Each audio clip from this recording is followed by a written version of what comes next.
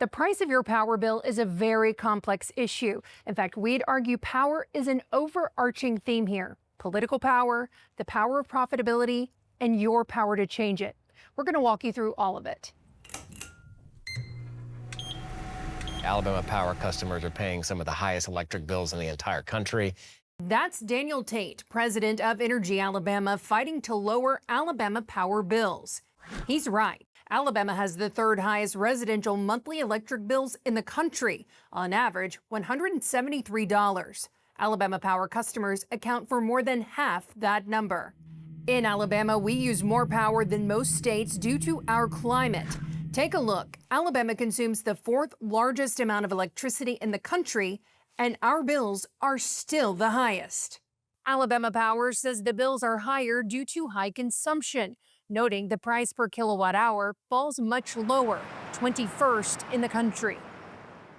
Tate says this has more to do with how much profit Alabama Power's allowed to make. When you are paying for your electricity, a bigger portion of what you pay to the power company is going out to benefit investors or going to Wall Street. More to come on that in a moment. First, I need to tell you about the group that controls Alabama Power's profit margin, and you elect them. It's called the Public Service Commission, or PSC. Their job is to play the judge, if you will, between the needs of a power company and the desire to make money versus also the other side of making sure that regular people get the service that they need at a fair price. In terms of the PSC, have they been derelict in their duties? We would argue that the Public Service Commission has allowed this, rate structure essentially that has been essentially unchanged and unchecked since the early 1980s to go on far too long. Now, this is complicated but important. In most states, when an electric utility wants to raise its rates, they have what's called a rate case.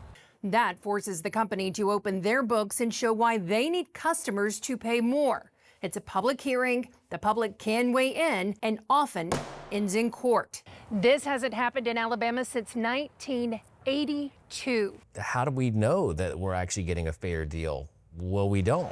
They should match the practice of practically every other utility company, including its own sister companies like Georgia Power and Mississippi Power. In the 80s, the PSC switched to a formula rate. That formula adjusts Alabama Power's bills every year without a traditional rate case. Each December, Alabama Power projects its profits for the next year.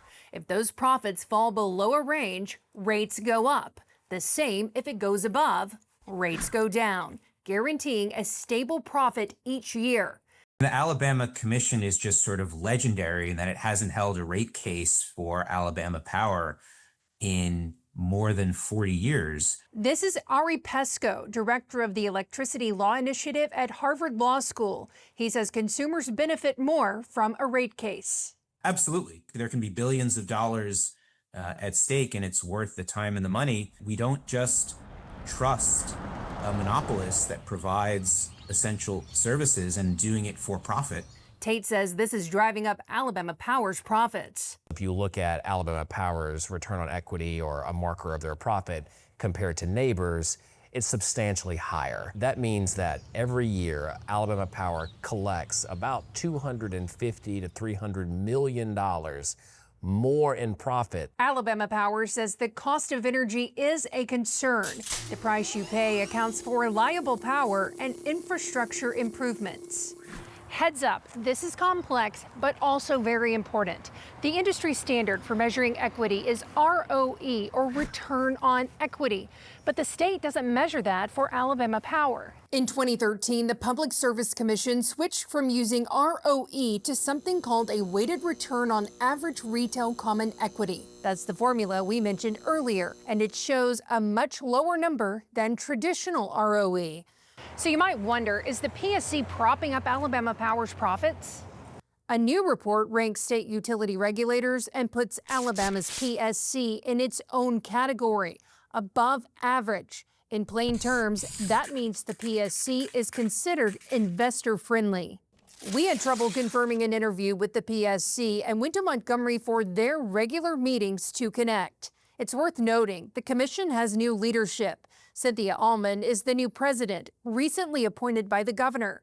She agreed to speak to us, admitting she's still learning a lot about this process. What Alabama Power charges its consumers is important to every ratepayer in the state. We have, a lot of poor people here in Alabama, so that's a very important issue. Do you feel any political influence or any political pressure here? No.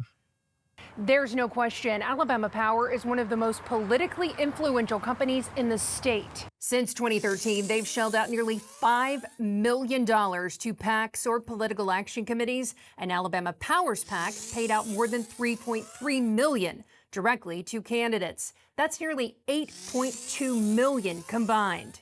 Governor Kay Ivey, who appointed the new PSC presidents, received more than $300,000 from Alabama Power since she was lieutenant governor. All of this is perfectly legal. Some businesses would argue it's the price of doing business with the government. So at this point, who else can help?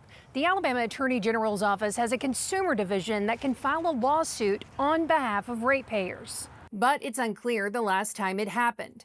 The AG's office told us they represent ratepayers on an ongoing basis, quote, through ongoing negotiations rather than adversarial proceedings. AG Steve Marshall, who would represent ratepayers, has even received $160,000 directly from Alabama Power's PAC since 2017. Yeah, it's a David versus Goliath fight, but it's one that has to happen because ultimately, at the end of the day, consumers are getting hosed with extraordinarily high utility bills, and it doesn't have to be that way, right? There is a clear fix here. Voters have the power here. The PSC is elected, and lawmakers can pass a bill to force the PSC to change the way they do business. But you should know, Alabama Power's PAC has donated to nearly every single state lawmaker. I'm Jen Horton, WBRC 6 News, on your side.